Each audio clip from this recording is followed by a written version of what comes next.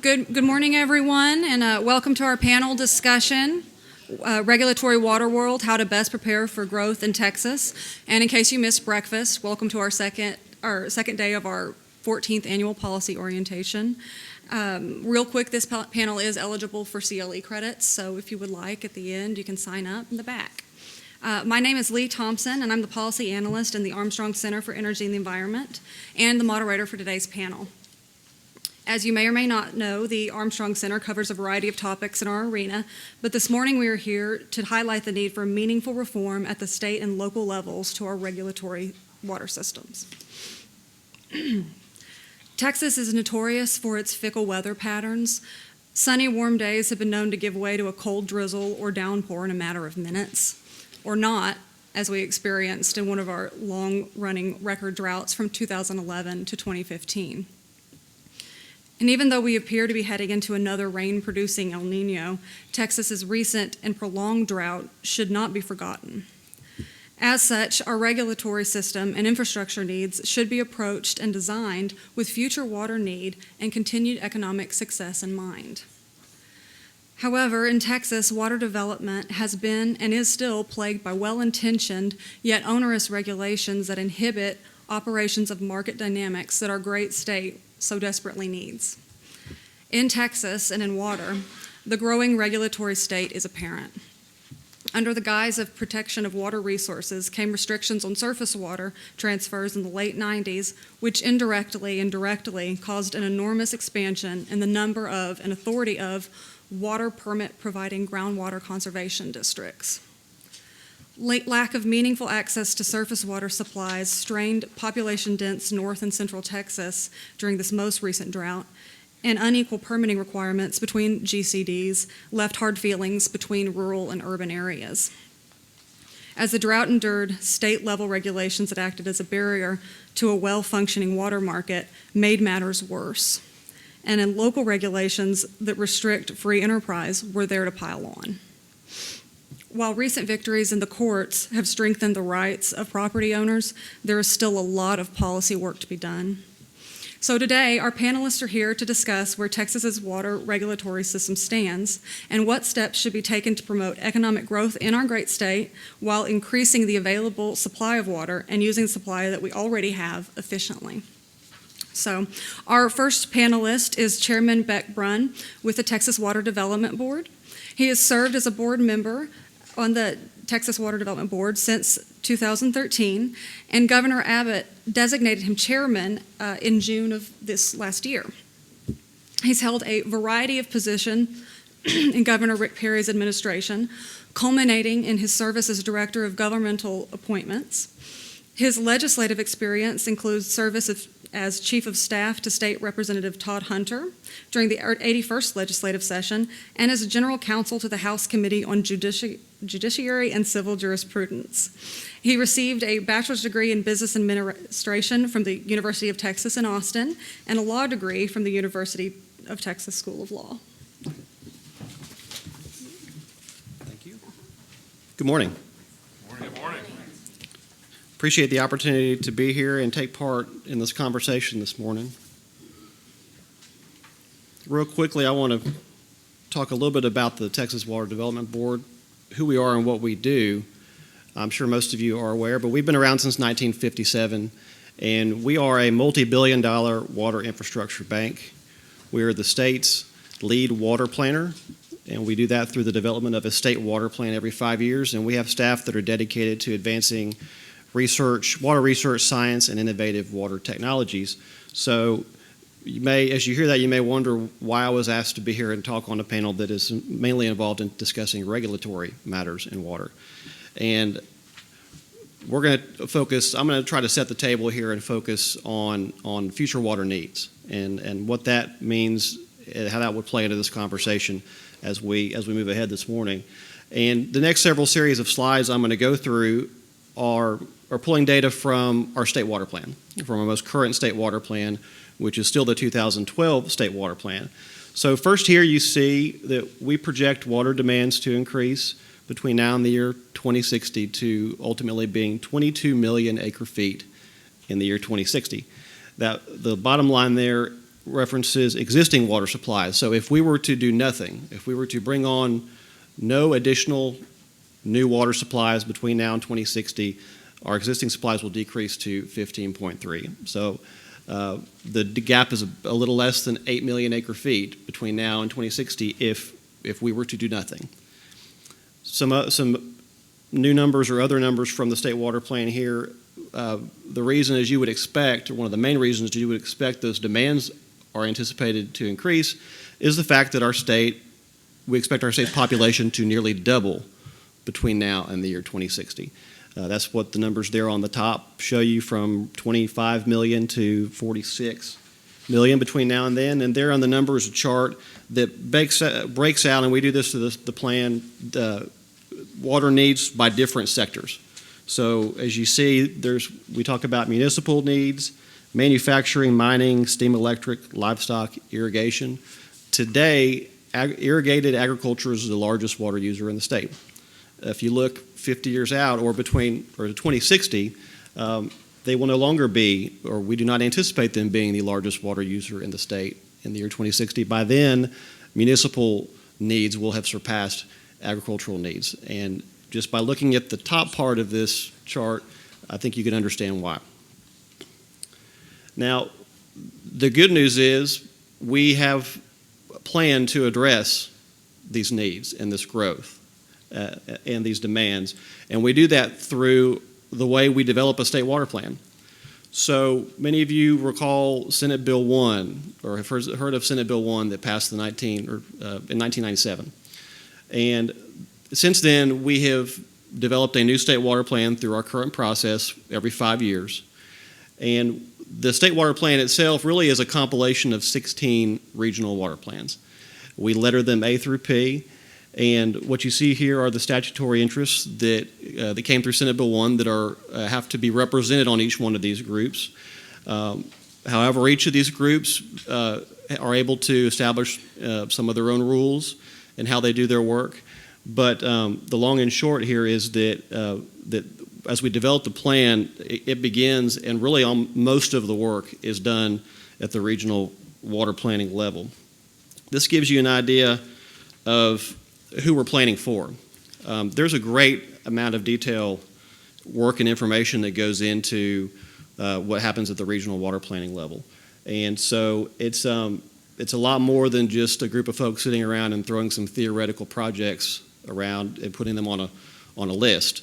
They dive down very deep and make sure that all these different needs in every region at the county level and up are provided for in the plan. This gives you an idea of exactly, when we talk about water management strategies, you probably think of these as the projects. So where is this new water going to come from? Again, I mentioned the fact that if we were to do nothing, we'd be 8 million acre feet short in 2060. So per the 2012 state water plan, this gives you a general idea of where the water is expected to come from. And it pretty much covers everything that you would think of, whether it's new reservoirs, whether it's development of new groundwater, existing surface water, transmission that's going to move existing surface water supplies we have around the state. Conservation strategies make up roughly one third of all of our future anticipated water management strategies. So we could talk about regulatory challenges that arguably are in place for each one of these different strategies, and some more than others. But this gives you an idea, and we'll talk in a minute here about the fact that we're close to having the newest state water plan, which will be the 2017 state water plan. And I think I'm ready to see, and I think it'll be interesting to see and note how this chart changes and looks differently from the 2012 to the 2017. And and if maybe it has something to do with challenges that exist in the regulatory world. This does come with a cost. If we are going to keep up with and satisfy our future water needs, it's going to cost us a significant amount of money. And most of you, if you were involved at the time with House Bill 4 when it came through the 83rd legislature, know there was a lot of discussion about that the fact that new water management strategies were going to cost $53 billion. And then that was broken down into 27 of that 53 is what those local sponsors anticipate needing to basically borrow from the state if they're going to implement those strategies on the 50-year planning horizon. A lot of folks either maybe forgot or did not want to pay close attention to the $231 billion number, because that's the big number. That's when we're talking about not just new water supplies, but what are we going to do to maintain and take care of our existing infrastructure on the water treatment and wastewater treatment side. And so, the $53 billion certainly jumps out at you when we're talking about new water management strategies, but we have a lot of other needs that as a state we're going to need to address when it comes to water, and that's really what this chart here shows you. We do have programs. I mentioned the fact we are a multi-billion-dollar water infrastructure bank. And again, I mentioned House Bill 4. You will recall House Bill 4 also provided later that year for Proposition 6 that was on a statewide constitutional ballot that was overwhelmingly passed statewide that allowed for $2 billion to be moved from the rainy day fund into a new fund that we call SWIFT. And that program, the SWIFT program, is specifically for projects to finance projects that are identified in the state water plan. So we have a program, it's the one highlighted there at the bottom, that is already providing financial assistance and developing state water plan projects. The last year was the first year that we were able to go sell bonds through this with the inaugural issuance through the program. And just in the first year, we provided roughly $900 million in financial assistance for 30 projects in the state water plan. There were those 30 projects represented 20 different entities. There was a little bit of everything as far as water management strategies that were encompassed in that first round. And we had reservoirs, we had brackish desal, we had transmission, again, just about everything. So we will be able to utilize the SWIFT year after year for many years to come. We actually are modeling for and are planning to develop roughly $8 billion in the first 10 years of this program. I mentioned again that there was the 231 number that jumps out at you when we're talking about everything else. And some of this wagon wheel of financing programs includes programs that are meant to provide low-interest financial assistance specifically for the upgrades that we talked about, the existing infrastructure. So again, where the Texas Water Development Board fits in this conversation is in being able to continue to show and identify these future water needs. We are about to have the next state water plan. I'm excited to have the newest and best and most current information to be able to talk about. And I'm very interested to see what the difference looks like with some of these slides between the 2012 and the 2017 plan. The board we've already adopted those 16 regional water planning groups. And so basically what's going on right now is it's all at our agency, the work that's being done that's finalizing what will be the 2017 plan. We do know, point out the $53 billion from the last plan that represented the cost of new water management strategies, that we expect that number to have increased, as you might expect, from $53 billion to $63 billion for the 17 plan.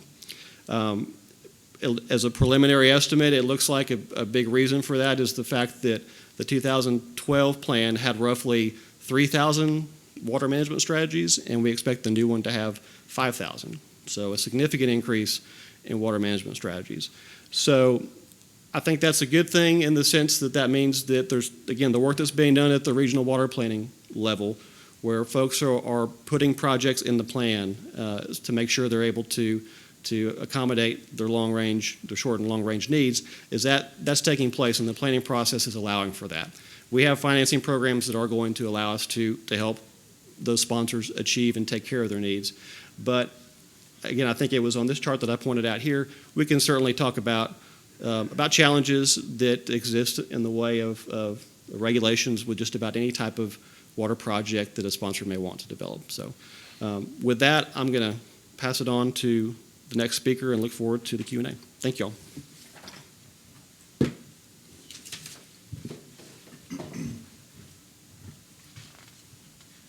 Our next panelist is Representative Jason Isaac. He represents District 45, Hayes and Blanco counties, which are neighbors here in Travis County. He's a member of the Environmental Regulation Committee, the Economic and Small Business Development Committee, where he serves as chairman of the Subcommittee on Small Business, and the Local and Consent Calendars Committee. Representative Isaac has passed legislation to assist veterans, protect Second Amendment rights, and strengthen election integrity. And he is dedicated to providing Texans with great schools, an efficient transportation system, and a reliable water infrastructure.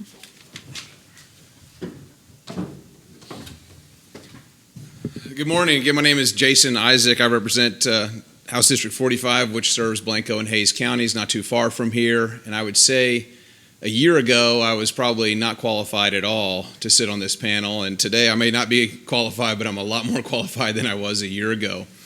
And that really started with some information that I had received about 2 years ago about a portion of the district that I serve in Hayes County not being under the protection of a groundwater district. And the first person that told me this, I said, no, that's not accurate. On the western part of the county, we have the Hayes Trinity Groundwater Conservation District. Near Kale and Buda, we have the Barton Springs Edwards Conservation District. And then on the south part, we have the Edwards Aquifer Authority. And they said, well, that portion of the Edwards Aquifer Authority, the Trinity Aquifer that lies underneath it, is not protected.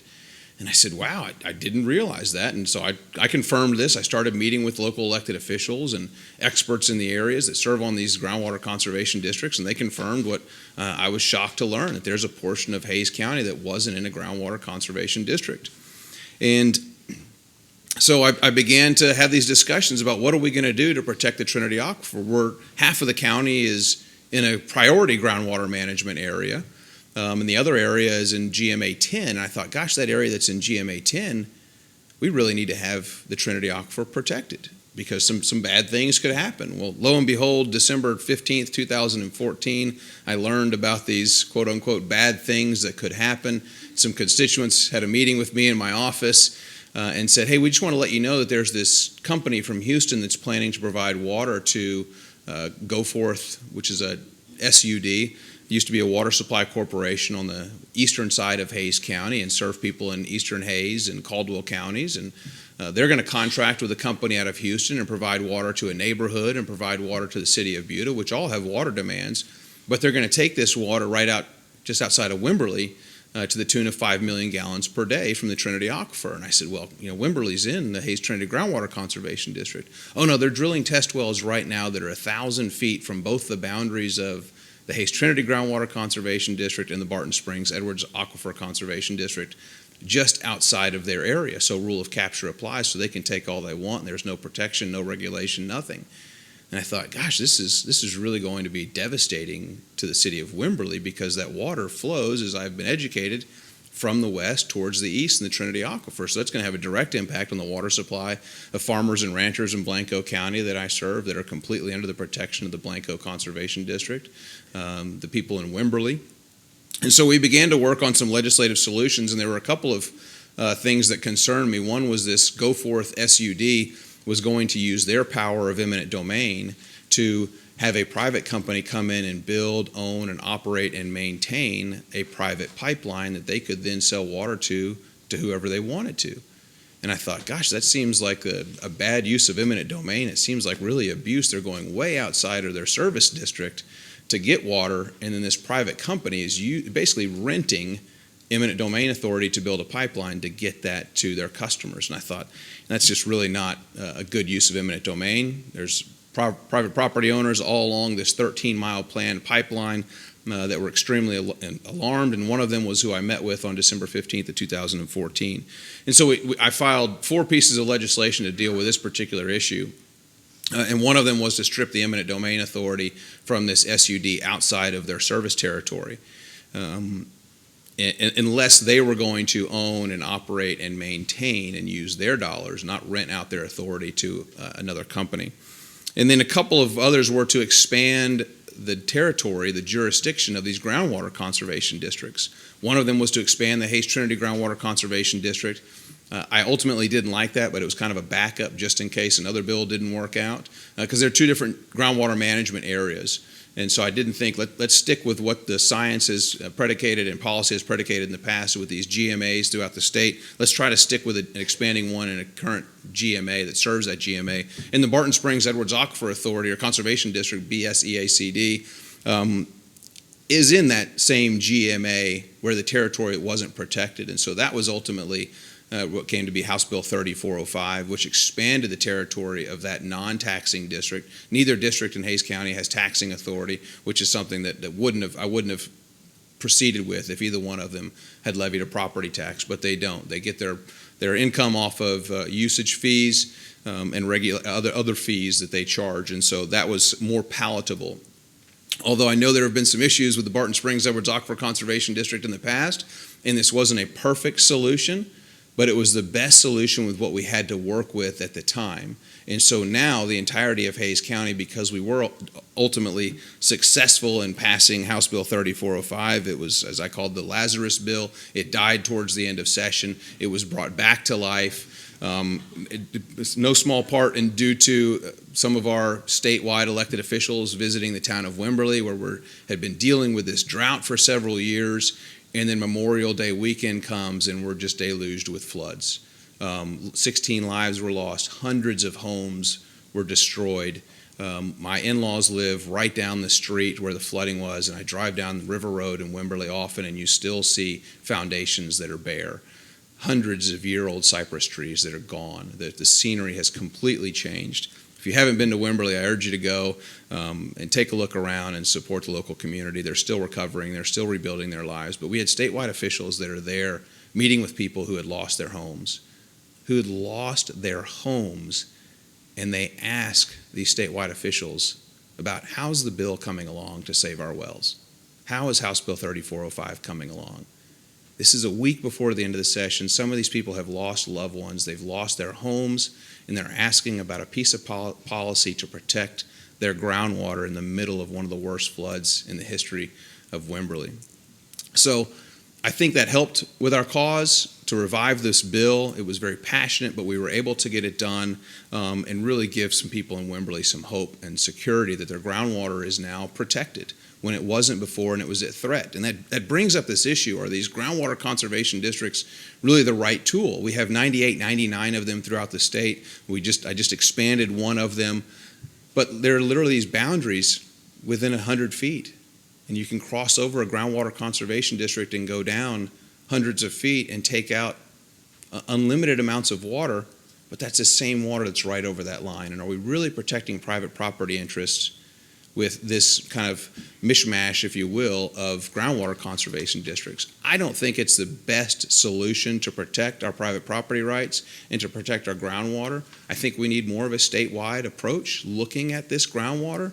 The analogy that I've used in the past is, do we need a House Bill 40 for groundwater, where we've said that the best local government to manage our energy resources in the state of Texas is the state of Texas? Do we need something similar to that for groundwater? I don't know the answer. I don't have the answer to that, but that's some of the policy that I'm going to be studying over the next year, and I'd love to have your feedback as well. So the eminent domain is still a big concern of mine. I will come back next legislative session and work on protecting private property rights and eminent domain from people that want to rent out and lease their eminent domain to private companies. I was not a big fan of that. And I can tell you, I represent one of the fastest growing counties, not only in the state, but in the country. Hays County is the 6th fastest growing county in the country. Man, I can tell you that's not going to slow down anytime soon. I was just seeing some stuff on the internet, so I know it's true, that California tax rates in local communities could be as high as 10%, their sales tax rates. The minimum is 7.5% that the state mandates. Our minimum here in the state of Texas is 6.25%, with the highest being 8.25%. The highest in California could be up to 10% sales tax. We just cut our business taxes 25%. Now our business tax is 0.75% of revenue, past the first $1 million of business. So we're going to continue to see more and more people here in Texas that are coming from California, that are coming from Illinois. And as I like to tell new constituents that I meet is, welcome to Texas, vote accordingly. One of welcome to Texas, vote accordingly. Because our success is no mistake. It's not an accident. We have done right things. We've let market work themselves. We have some areas to improve. And one of the areas that I'd like to see improve is on one of the slides that Chairman Bruun shown with how we're going to meet our future water demands. And one of those was 0.9% with aquifer storage and recovery. I hope when the 2017 plan comes out, that expands significantly, because I think that's a great way to meet some future water demands. You look at Lake Travis, and the city of Austin uses 150,000 acre feet of water a year. Lake Travis evaporates over 200,000 acre feet of water a year. So with aquifer storage and recovery, you're not subject to that evaporation.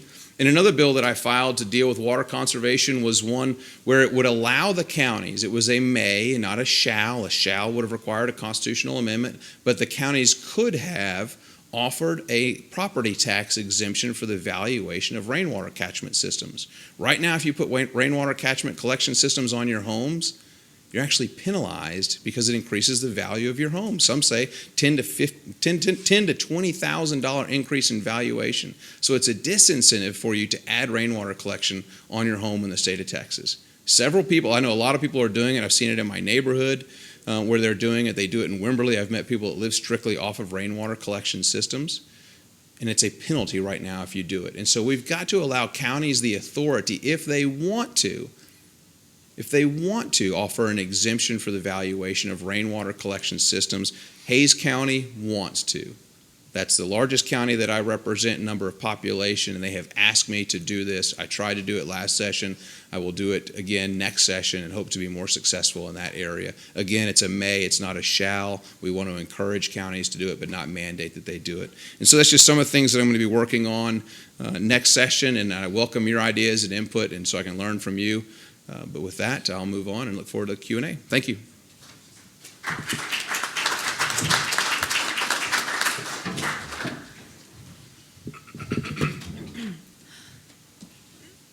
Sorry.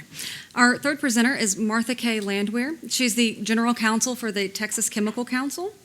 And in her role there, she leads the TCC's air and water advocacy efforts on behalf of their members before the legislature, TCEQ, and the EPA.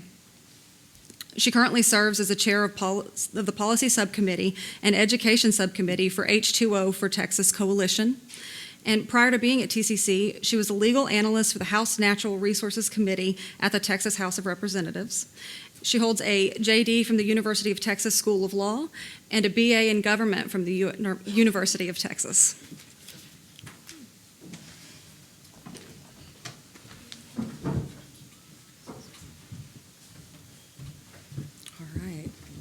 Good morning. First, I wanted to, Leigh, thank you and TPBF for inviting me to join on this panel. Being a lifelong Texan, water is an extremely important issue to me and personally, and it's also been very critical in the industry that I work in as well. The chemical manufacturing industry is one of the oldest industries in Texas, and while we've seen some ups and downs over the past century and especially decades, we're currently experiencing a manufacturing renaissance with the shale gas boom, which has seen a slight slowdown, but we're continuing to grow. TCC represents about 70 member companies with 200 plus manufacturing and research facilities across the state. The majority of those manufacturing facilities are located along the Gulf Coast, from Beaumont, Port Arthur down to Corpus Christi and beyond, and many of our facilities are also located nearby rivers, both for water supply purposes as well as transportation. So clearly water is an extremely important aspect of siting our facilities and in continuing our operations. The title of this panel is How Best to Prepare for Growth in Texas. And as my previous panelists have alluded to, there's no question that the state is and will continue to grow in population over the coming years. The chemical industry is also growing concurrently, and so right now we have about $50 billion in announced new projects. Many of those have already broken ground. Some of those are still undergoing permitting processes, but regardless, we're going to see a lot of continued growth in the coming decade, so we will need to meet our water demand and our water needs to keep up with that. So there are a couple forces going on here relative to water. Our industry is and should be supportive of strategies that benefit all users across the state as a whole, and especially those that provide for the most efficient and effective allocation of resources generally. But more specifically, we have to meet our own needs to continue to grow and provide the vital products and jobs to our state. So how can we do this? We can do this through the acquisition of new water rights, through transfer of water rights or purchase of existing surface water, or through innovative strategies, aquifer storage and recovery or desalination. And also we can meet those needs through conservation and reuse techniques, and we will definitely need to be doing that. So what is the importance of water to the chemical industry? What do we use it for? How do we use it? Why is it such a critical resource for the success and sustainability of our industry? Because it truly is. We live and die by water, and we have to have an access to reliable supply of water, meaning both consistent and affordable.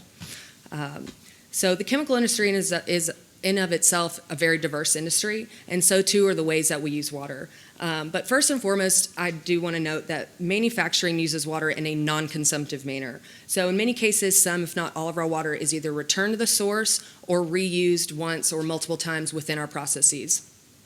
Regardless, depending on the size and type of a facility, we take in anywhere between just under 1 million gallons of water a year to 4 billion plus millions of gallons of water a year, which, as you can imagine, can be a very significant cost to our companies. So how do we use it? We use water as processed water. We use it for cooling, so in cooling towers and heat exchangers, for maintenance, so in cleaning equipment or hydroblasting, in scrubbers, so controlling air emissions, for fire suppression, steam generation, and to somewhat of a lesser extent for potable and drinking water. But most of these uses require a consistent cycle of water, and it all has to be a certain quality specifications depending on its use. So we use, most of it's industrial grade water. And in the same sense, we have a very diverse source of water, so we get our water from a lot of different places. A lot of our companies own their own surface water rights, so I'd say about half of our companies do. Most of those are very old water rights, so for instance, Dow Chemical has the oldest water right on the Brazos. Some of them purchase surface water from other entities, such as municipalities, river authorities, other water authorities. And then some own their own groundwater wells. A lot of them are located in subsidence districts, so are somewhat limited to that access. And even still, some purchase groundwater from other entities as well. So as you can tell, there are a lot of moving parts that go into our water use. And with so many types of uses of water and sources of water, you can just imagine the regulatory red tape that we have to go through, not only to maintain our uses, but also for us to grow our companies and meet those new needs. So as I had mentioned, we have $50 billion in announced new projects. Not all of those are going to make. Water is a major consideration in determining siting of those facilities and in maintaining our existing sites. So, for example, in the past decades, in some instances, it was cheaper for us to break down a facility, ship it to China, and purchase the product from there than keep it here. We want to keep our jobs here, and we want to manufacture in Texas. It's really important to us. Our communities are extremely important to us, and we want to maintain our employment here. Currently, we employ 70,000 direct jobs and are responsible for over 400,000 indirect jobs in this state. So we want to continue that, and water is absolutely a big factor. So with that being said, the overarching question, how can we most efficiently and effectively meet our water demands, both across the state and for our industry specifically? There's no question that a lot of innovation happens in the private sector, and that's exactly one of the major strategies that we must and are currently undertaking to address those needs. But regulatory and economic burdens do hinder a lot of those strategies. So what are those strategies? One, desalination, big buzzword. We're really trying to move towards that. This is a very viable long-term solution, but currently we are technology and cost limited. So many chemical plants are ideally located for marine seawater desal because we are located along the Gulf Coast. Additionally, our facilities, as I mentioned, need what's known as industrial grade water. So while it doesn't have to be potable like municipalities would require, it does have to meet certain specifications which can vary from plant to plant or operation to operation. So therefore, by implementing desal facilities, we can both free up additional water for municipal supplies, and also industrial facilities wouldn't have to purchase potable water for non-potable uses, thus enhancing efficiencies. So all that sounds very ideal, but there's still a lot of impediments to fulfilling this vision. What does that include? First and foremost, high cost. This is very expensive, especially with marine seawater with higher salinity, requires more pressure for treatment process, which increases energy costs. And in the face of added, possibly regulatory burdens in the electric market with the Clean Power Plan, this is only going to continue to persist or even grow and create more of a challenge on that front. Other impediments, location of intake and outfall structures, the pretreatment process, brine disposal. That's a big issue. You've got two options: deep well injection, which is both costly and a lengthy permitting process, or we pipe it out to the deep sea, also costly and a lengthy permitting process. Other factors, length of distribution pipelines, and then bottom line, permitting just remains a big hurdle. It might require environmental studies, the brine disposal, as I mentioned, wastewater discharges, air emissions. And granted, I do have to give some significant kudos to our legislature last session for making some advancements, some very significant advancements in this realm. Some legislation was passed to help streamline this permitting process, but we have yet to see those rules implemented by TCQ. They're currently working on those, and we'll see them later this year. And also to see the process used. So once we kind of see the first permits go through that process, we'll know what else is needed, if anything, to be cleaned up on the regulatory front there. But I do know that was a major step forward, and we're going to continue to work towards making that a realization. Additionally, again, as I mentioned, cost is very significant, so any kind of incentives to help advance that would be greatly appreciated. Another strategy, conservation and reuse. This is extremely important to our industry. Many of our facilities already implement conservation and reuse strategies, but there's always opportunity for more savings. So these strategies are extremely important to us. First, as I mentioned, sustainability of water as a resource is critical for the continued vitality of our state and, of course, to our industry generally. But secondly, of course, water savings means cost savings. The less water we use, when you're bringing in 1 billion gallons of water a year, regardless of how much you're putting back into the river course, you're paying for that water. So the less water we have to bring in, the more cost savings that we can realize. So this is why a lot of our companies, especially those with a global presence or that are larger, expend resources on R&D to find new technologies that can help advance operations into the new age and help conserve water and other resources. So being an industry that requires a lot of water to operate but does not actually consume most of that water, I think we're uniquely situated to be able to conserve and reuse a lot of our resources, or return, as we do now, return a great deal back to the source for further use. But both of those things require a lot of technological advances. Conservation, as we saw in Chairman Bruun's presentation, conservation in our facilities requires a lot of resources to pinpoint where that water savings can be had, and also developing new technology. So certain boilers can utilize less water in their cooling processes, but that requires a lot of resources to be expended. The same on reuse side. Industrial water has to be a certain quality and a certain grade, so putting an RO technology into our facility, that costs money, that costs development time, and really right now the price points aren't necessarily there all the time to justify putting them in place. So what could help facilitate these advances would be some sort of tax incentive or tax credit to promote those water savings. And so I think this is something worthwhile to look towards in the future legislative sessions, and I think would be very beneficial to our companies.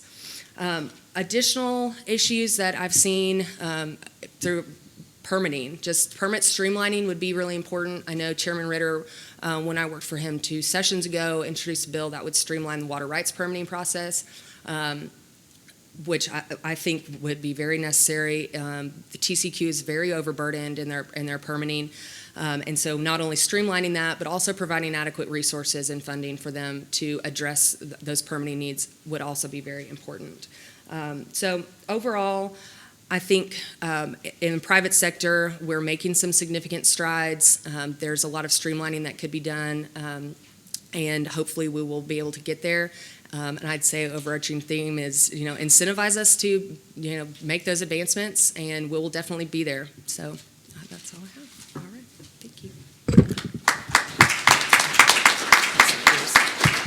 Sorry, that was mine.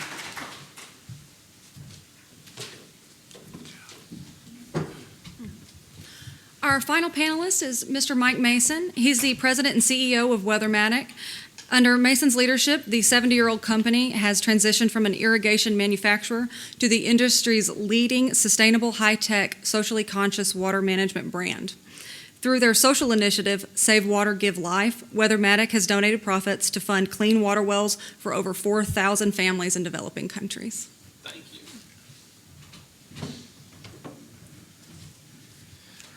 Before I get started, if you would, I left my visual props. I'm the only guy with visual props. Could you pass them down? Sure could. And if somebody could get a camera picture so that the chairman holds these in his hands, that I could get that picture. No, you can put them down. I'm teasing with you.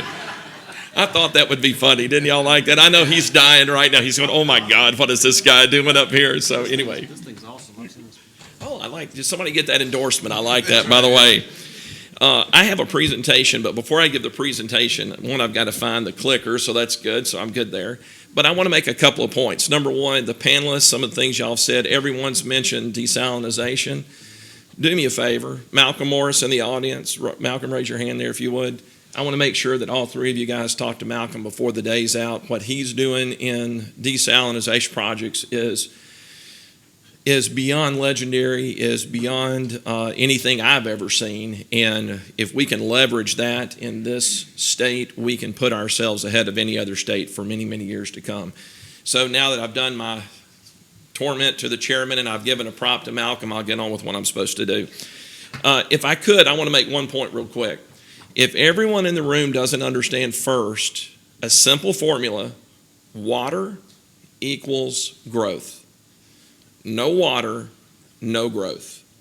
We have been so void of enough resources being dedicated and time and attention being dedicated to the water factor, not because our water board's not doing their job or anything like that. Not that at all. It's just the opposite.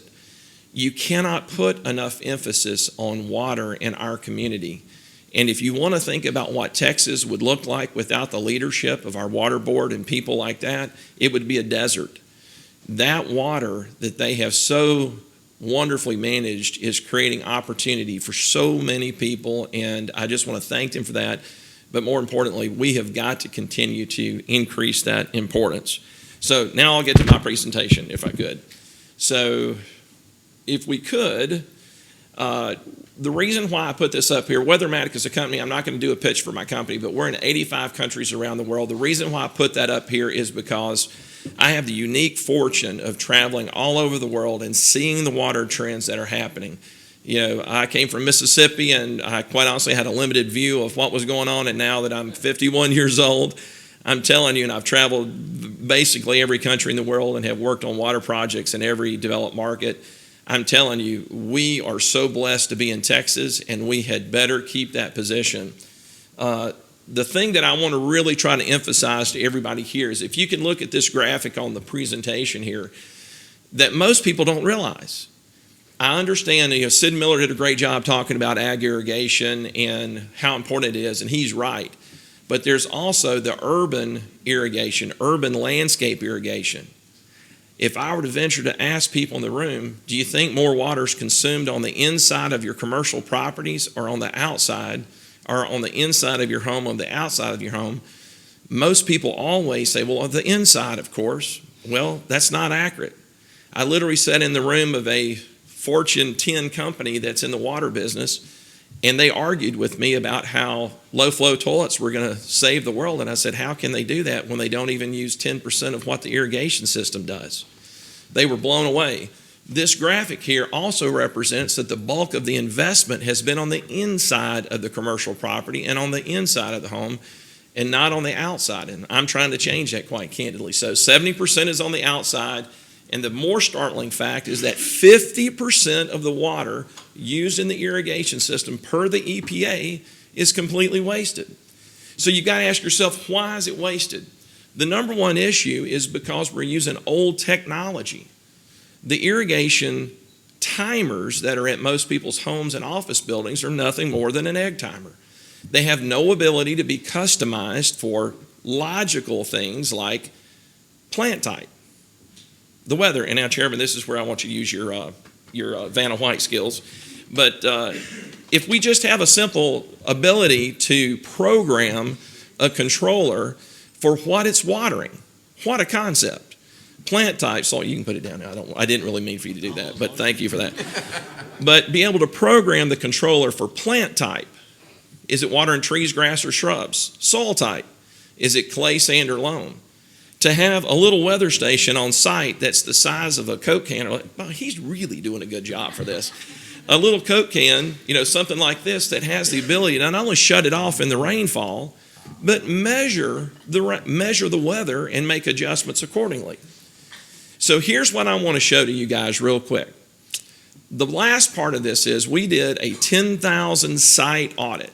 So Bank of America and Wells Fargo and CB Richard Ellis, which I'll mention them again before I close, these are amazing companies. These guys are doing so much for water conservation, and we've got to do more governmental partnership with companies like this that are spending money in a big way, and they're defining how to save water and bring and conserve resources. I'm almost over, so I'll be quick. So quickly, 10,000 site audit.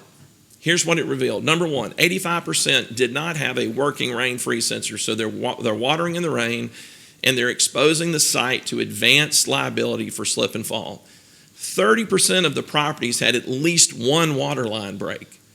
25% of the properties were using well over 600,000 gallons of water waste, and 10 unaddressed irrigation repairs per 10-zone site, and it took 8 weeks to get the typical irrigation repair addressed.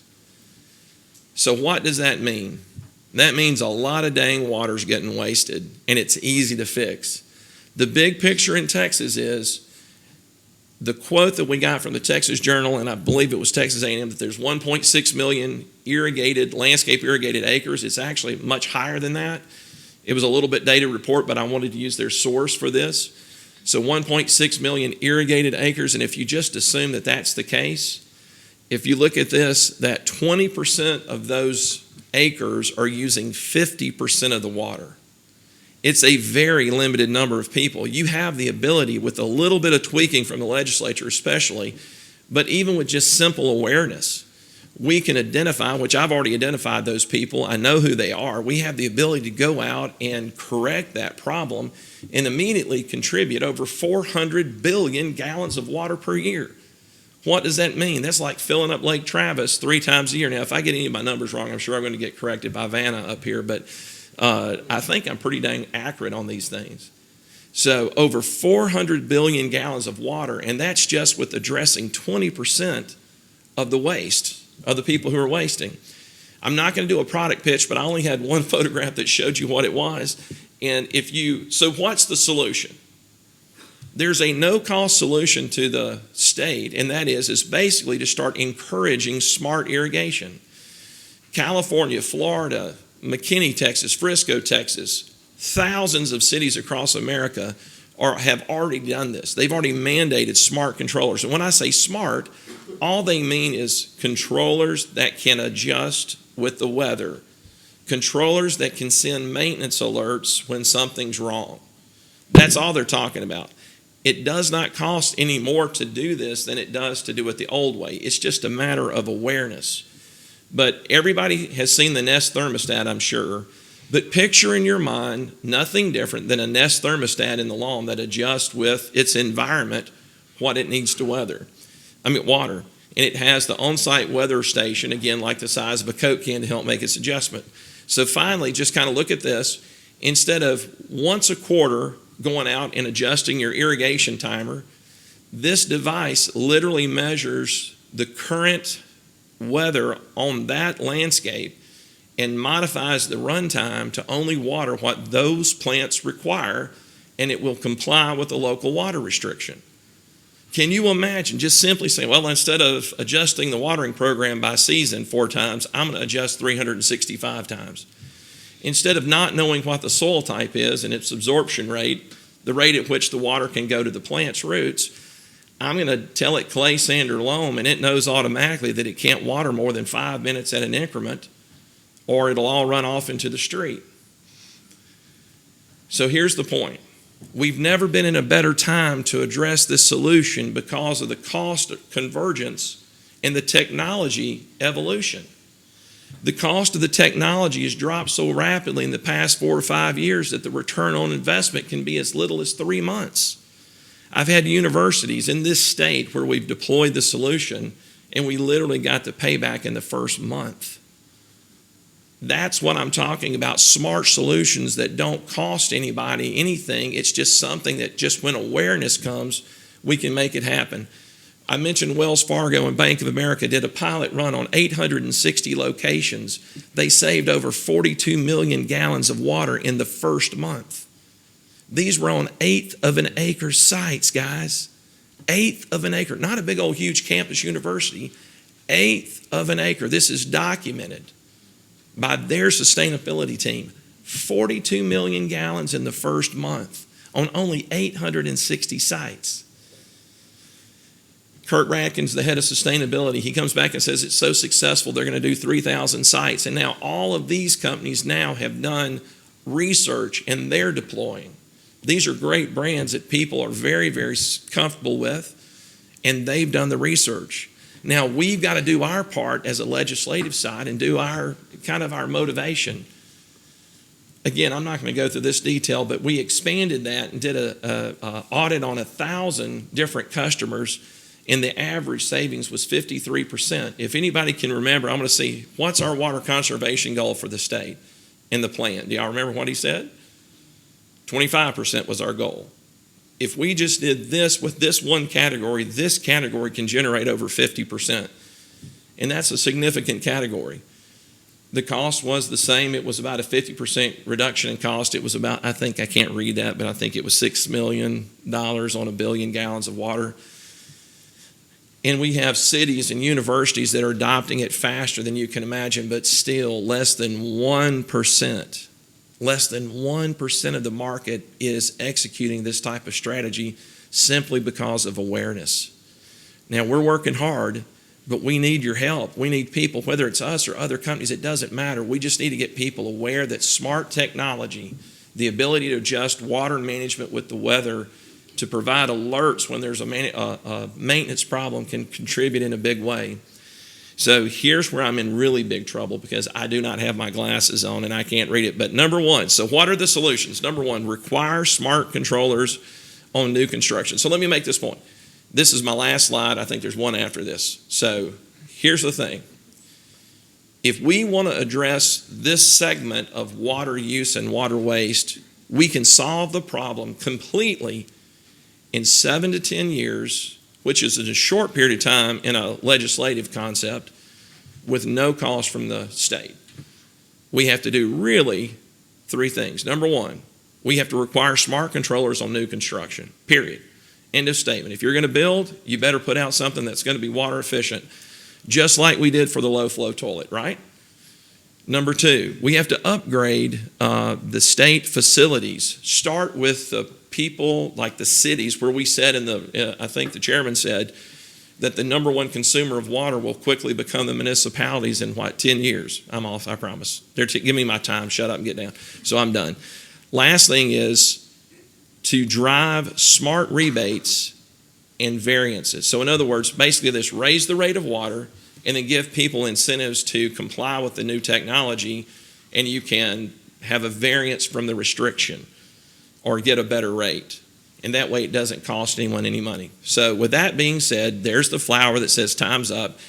So first of all, thank you guys for letting me be here today. I hope I've given some little degree of knowledge, and I hope it's been a little bit entertaining and knowledgeable. So anyway, thank you very much. Thank you for your time. I'm sorry for bothering you like that.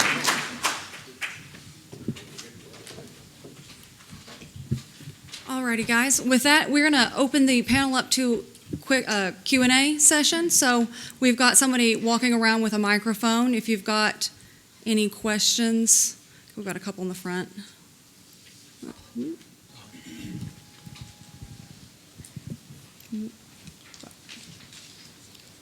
was first? I think, yeah. Quick question for me and all the other water novices in the audience. Who owns subsurface water? Groundwater? Anybody? Anybody? Boy, we're all quiet up here, huh? Got real quiet. The landowners. Yeah, the property owner. Okay, so if I drill a water well in a water conservation district, I have to get permission or a permit. Depends on the I- amount that you're going to pump. But if you're going to pump a substantial amount, yes, sir, typically you're going to have to get a permit from the local groundwater conservation. Say I'm on a little 5-acre farm like Phil Graham out in Bernie, and I want to water my little home garden and my house and my septic system, whatever I got there. Typically, you're going to be exempted from having to get a permit. Do you see at any point in the future, and I'm hearing this in Fort Bend County, I'm out in Waller County, west of Houston, and I'm hearing down in Fort Bend County to the south of us that they are now either implementing or going to implement water meters on personal water wells, personally owned water wells. And that from y'all's side? I'm not familiar with that. I don't see that. Yeah, I was gonna say, that's not gonna fly in my district, and if it starts to happen, I can tell you right now, there'll be some legislation to make sure it does stop. Hamilton County tried it, but people revolted. Are you in a subsidence district, Fort Bend? Fort Bend probably is just because of the oil fields. They're absolutely pushing it. I don't know if it's going to pass or not, but they're pushing it. The only reason I can see, other than trying to get the numbers, is next thing they'll be taxing you per gallon and charging you per gallon, right? Yeah, and I don't see that happening for this legislature. I can see the conservation of water because we all want to see it, but we have to get the agencies to do something about cutting their overhead. City of San Angelo forced water restrictions, and then the next year they turned around and raised the water rates because they didn't have enough revenue. That is do you mind if I address that real quick? Yeah. Honestly, guys, I think you just hit the nail on the head about what the biggest, it's called take or pay. One of the biggest issues in our water plan today is the fact that when they do conserve water, they still have to take or pay for that water, so it's a disincentive. So the only way to solve the problem is get in and do some restructuring. I will say this, I don't think it's necessarily the overhead that's the issue, it's the take or pay policy that is, and we've got to raise the rate of water. I just want to ask anybody, does anybody think that literally that we can deliver 1,000 gallons of water for $5, treat it, collect it, do all the infrastructure, and do it for $5, 1,000 gallons, but we'll pay $1.75 for this? There's no way. We've got to allow the cities and the or the water districts to be able to charge an adequate price for the delivery of the water, period, and allow them to do conservation efforts so the growth of this state sustains. What's wrong with private water wells in the city for watering the grass? Instead of the city having to process it and using chlorinated processed water for irrigation? You have a statutory right to have a water well on your property, whether you're in the city or not. Absolutely. Yes, sir. They did that in Midland, and then they raised the water rates.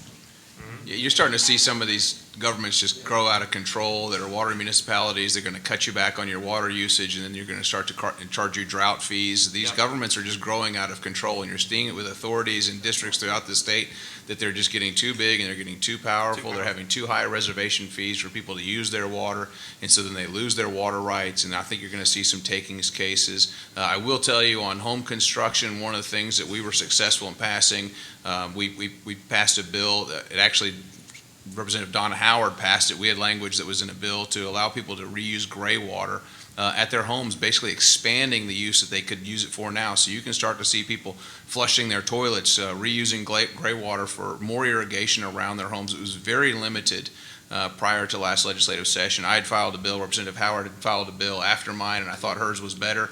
And I don't care whose name's at the top, and she got her bill done. And it does. It promotes water conservation for people to allow them to reuse their water, and that's a good thing. Mr. Bruun, let me just, did your slide say 50, not 53 billion, but how much? 231 billion is the problem? 53 billion was new water. And the last reservoir came on about 1980. We're what, 16 reservoirs short in the state? Is that right? Well, the LCRA is moving forward with an off-channel reservoir that should be constructed in the next 2 years. So these getting things, close, they may but- take 30 years to fill up. Sure, yeah. I'm just saying, if you're asking about, going back to your question here, if you've got to spend $531 billion in this state to take care of the water needs, what do you think your water bill is going to be? It's going to be, it's going to make your current water bill look like less than 5% of what you're going to be paying. So you're going to, unless you get into water conservation and figure out that you don't you don't need to build a reservoir when we can save and not need to build a reservoir. So water conservation of the amount that you can do outside of the home, the 70%, I work on water all over the world, but 70% of your water use all over the world is outside, whether it be rural irrigation, I think 80% they were quoting in Texas, or urban irrigation. That's where, unless you're in New York City and you're all concrete, literally that's where your water is going. And if we can save half of that water use of all the irrigation, it doesn't matter whether you're rural or urban, 70%. And if you can save half of that, we got the state's problem solved for a heck of a lot less than $531 billion. Well, and I think that begs the question, and something we've talked about too, are some of the local regulations in place are restrictive of development of new technologies. And it's been hard to implement new conservation strategies when you're coming up against building codes that may not let you explore. That's right. I do want to add one comment. I think that we need to be wary. Isaac just write a bill for that. Yeah, Absolutely. yeah. We'll put Isaac at top. Well, we'll see. I don't know. Howard's pretty successful too here in Travis County. But no, I just want to point out one thing is that we need to be wary of mandates for residential construction. And we need to be wary because that ultimately increases the cost of homeownership, which ultimately affects the least among us more than anyone else. Mm-hmm. But as taxpayers, we should be holding our government accountable. Because as a policymaker, we have legislative authority over our state agencies. And if they're not implementing equipment to conserve water at their facilities and utilizing your tax dollars and our tax dollars to the best of our ability, then you need to speak up. And so you need to talk to your elected officials, you need to talk to your state agencies. And if there's equipment and technology out there that'll conserve water and help Texas for the future, then we need to be doing that. Now that'll ultimately, and if there's a return on investment. Now, from a marketing background, again, I'm not a fan of mandating things on people because ultimately that does increase the cost of goods. But go to home builders and sell to home builders and say you need to put these systems on your homes. These people are going to have a longer return on investment on their home, but please don't come to the government and ask us to find a solution because ultimately that increases cost for everyone and the least among us more than anyone else. Okay, so I'm going to hit that real quick because I tend to agree with that, but I go all over the state of Texas, and most of the commercial buildings that have an irrigation system have about $100 irrigation controller on it that's managing roughly 2 million gallons of water. $100. The cost of the water on average is about $6 per thousand, so it's $12,000, let's just say. $12,000 being managed by a $100 controller, and it's wasting 1.3 million gallons.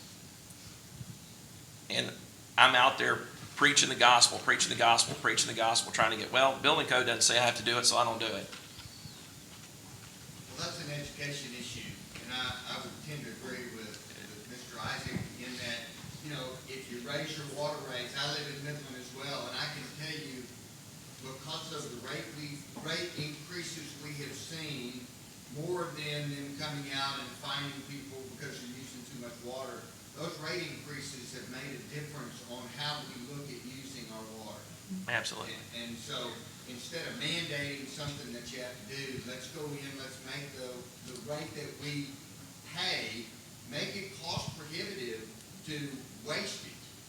You're- But if I have plenty of money and I want to waste it, that ought to be my right to waste it, as long as I'm paying for it, and I'm paying a price that allows us to, to replace it. I agree with you. I think, like, if you'll remember, the last point that I said was, if you'll focus on basically giving variances or privileges to people who can serve and do the right thing, then you can solve the problem without any additional money. And that goes all the way down to the home builder if we do it that way. We have any questions? Yeah, this is for the whole panel. It's really a multiple set of questions, because when I'm a trained economist, and listening to what you're saying, there's really intersection of getting more technology in and replacing a stratified system and a lot of legacy issues with market-based pricing and market-based principles as soon as possible. So what comes to mind, and I don't understand anywhere near as much as you folks do about this, so my question may appear somewhat naive. In terms of transporting water, and in terms of putting in new technologies such as desalination or others, or using them, how about, instead of having this battle of, states coming in and doing right-of-way, and I'm not getting reimbursed, and they're telling me some guy's going to come and rip apart my ranch for a couple of months, laying pipe or whatever. How about borrow from the oil and gas industry, which is you get the right-of-way on the pipeline, but that property owner, that rancher or whomever, is going to get reimbursed using market-based principles. They're going to get reimbursed on that pipe going across their land. They're going to get reimbursed, just like in the oil and gas industry, how much, whatever it is, fluid goes across their land, they're going to get paid on that. And then you take a city like San Angelo or whatever, if they want to jack up rates on the municipal utility first, fine, but let's apply charter school principles and have competition. The same kind of thing, where if they want to charge an outrageous price for water, fine, but they're going to be competing with a private company that may be bringing it in from the coast with desal, and you're going to have market-based pricing. So that's one area. In terms of conservation, I borrow from the man from Midland back there the idea and push it forward. Why not have it so that the pricing is is market-based, and those who want to conserve are going to benefit greatly, and also have just very simple disclosure like we have for a lot of things when you buy a car or whatever, where it says very simply, you're buying this home and your water bill is going to be X. We're estimating it. Or when you buy an appliance and they have those EER ratings, if you have this system put in, your water bill is likely to be Y. And then here's a list of websites and whatever you can go to, and companies and vendors. I'm sure Mr. Mason would be happy to have a good website, and there'll be other companies that'll do that. So I'm interested in your reactions to those, and whether some of my ideas are all wet or it's possible to do them. Certainly Good pun. Comedic. But particularly Representative Isaac, whether it's possible to do these things legislatively and where the roadblocks are. Thank you. Well, again, when you get into start mandating that when you buy a home or sell a home, you have to disclose the average cost of what the water bill. There's going to have to be some science and work, and it's going to hinder the builders, it's going to hinder the realtors, and it's ultimately going to lead to an increase in the cost to purchase that home. So I on the surface, would be opposed to that. Send to a website with that information, perhaps. If there's some information that's available out there's so many things that are in disclosure right now when you buy a home that it's ridiculous. But I do like the idea of competition, that you should be able to have competition. If you live in the city of Austin, let's say, and you don't want to hook up to Austin Utility, then you should be able to add rainwater collection to your home and use rainwater in a septic system. I like that idea. I like the idea of electric competition. So competition is good, it breeds excellence, and we need more opportunities for consumers in the state to have that. What about the right-of-way issue?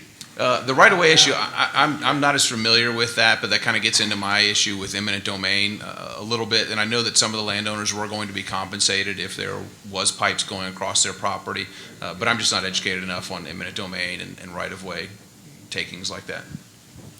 All right, guys, we got about 3 minutes left for the Q&A. Is there anything else?